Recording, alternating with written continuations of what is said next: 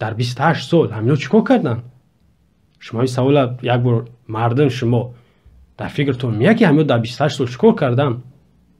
فقط در گوش ما و شما چی خوندن؟ تاجیکستان اولی جوانه، اولی آیندهش درخشانه. این امروز ما و شما دیدیم که آینده درخشان هم فایده نمیکنه، تاجیکستان جوان هم فایده نمیکنه در مقابل بیماری. در 28 سال ما میگم برای شما چیکار کردن؟ شما میدونین ایرا دزدی کردن، غارت کردن، جمع کردن، سومو را تل چیندن.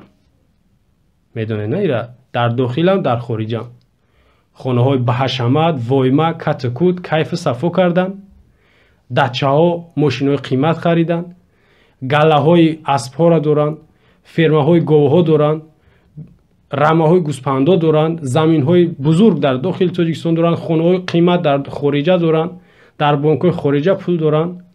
28 سال همین کارا کردن، یعنی دزدیدن، جمع کردن، بخشونه. برای ما و شما هیچ کار نکردن. یا یکی شاید بعضی بگین ای کرد اونا bayrakı دراز کرد کو، اونا کتابخانه بزرگترین ساز کرد، اونا مسجد کلانتری ساز داره، اینا یک گله هیکل در هر یک شهر یک ماه یک هیکل در هر یک شهر نصب کرده، چسبونده. اینا قصرهای فرهنگ ابی، قصر ملت ابی، اینا گلی لولا ابی. شاید همیورا بعضی بگین در 28 سال همیورا ساز کرد، اینا پیشروی.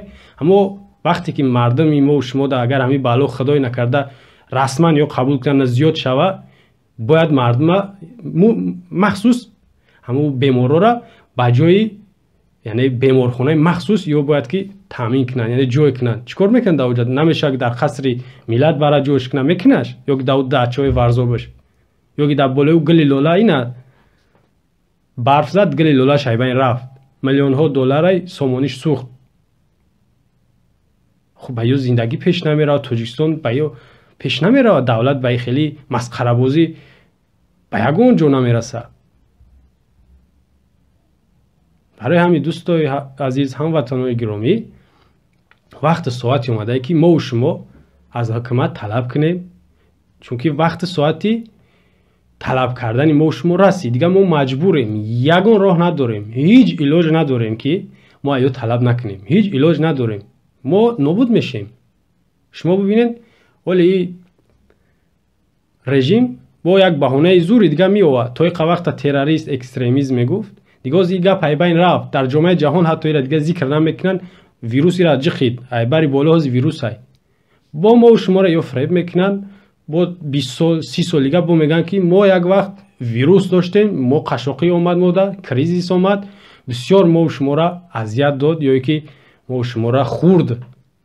این خیلی بهانه مودش میارن که این بهانه‌شون باید قبول نشوه. زیرا ما در 28 سال چی از کمک پولی خارجه، یعنی که خودجوی خارجش هم میطلبن، گدایی میکنه جمع کرد، چی از داخل باید این فکری ما و شما را، فکری مردم وطن میکرد. اما پرچه زمین فروخت، کنهای طلا و نقره و ذخیره را به خودجوی خارجیش داد. چیش مون دیگه؟ رقص بازیش مونده، همین جشن‌ها را گرفتنش تمام. برای همین کرانتین نگرفتنش همینه که ولی برنامه داره، ولی جشن‌هاش تمام میکنه همشه، بعد با فکر میکنه که آیا اعلانش کنم یا که نه. اگر یک غم ملت بخره، مرگ ملت نخواه، باید که پیش همی میگن که علاج واقع پیش از وقوع، پیش از اینکه درد میاد، تو باید که تیاری بینی. هیچ تیاری دید؟ اصلا چیکار کرده است؟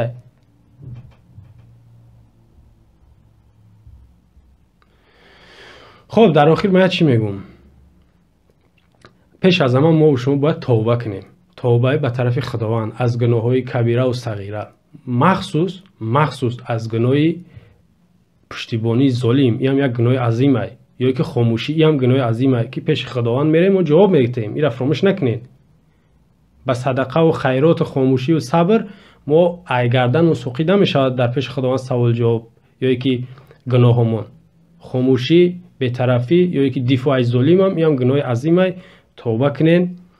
دوم احتیاط و سلامتی را اول ما و شما باید خودمون نگاه کنیم.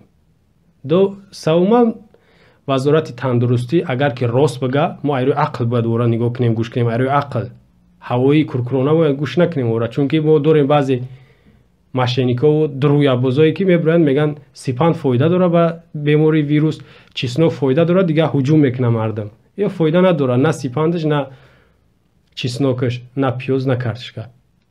برای همین از روی عقل ما گوش کنیم و نگاه کنیم که جامعه جهان ده چی گپه و تاجیکستان هم وزارت تندرستی چی میگه. یعنی امروز هم بگیم خدمت بزرگه، اگر که واقعا وزارت تندرستی کادرهای تیار داشته باشه یا کرده باشه، باید کرده باشه، باید که خدمت به مردم کنن، یعنی مردم سلامتیشون نگاه بدارن، تامین کنن، نه اینکه بعد پول جمع کنن ولی کارش شاید بکنن.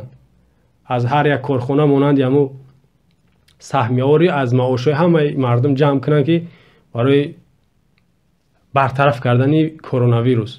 این کار باید نکنن. این باید ایمو دزدیدگیشون از همون میلیون ها و میلیارد ها و همون ذخیرهایی که دارن، همین رژیم حکومت با وزیرا و با اولاداش، انا را بفروشن، هم را سوم کنن، هم را مبلغ، هم را ذخیره کنن، بیارن در اینجا مردم نجات بدن. بالنسای کلان باید تیار کنن تو درد اومدن در دیگر دولت ها، از اون جمله همسایه کشور ما ازبکستان.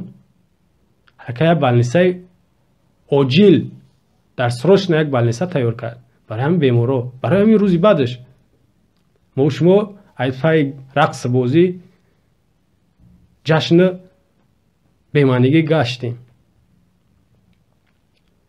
تکرارا میگم در آخر سخنم که ما سلامتی هم فرضه، فراموش نکنین، سلامتی هم فرضه. اگر بیماری واقعا ویروس در خمون احساس کنیم باید مراجعت کنیم که با یک نفر دیگه بیماری را گذراندن، این هم جنایت است. این هم حکمش مانند همون نفری که قتل میکنه یک نفر، همین مانند همین قطعی گناهش برابره. فراموش نکنین را از رژیم هم طلب کردن فراموش نکنین.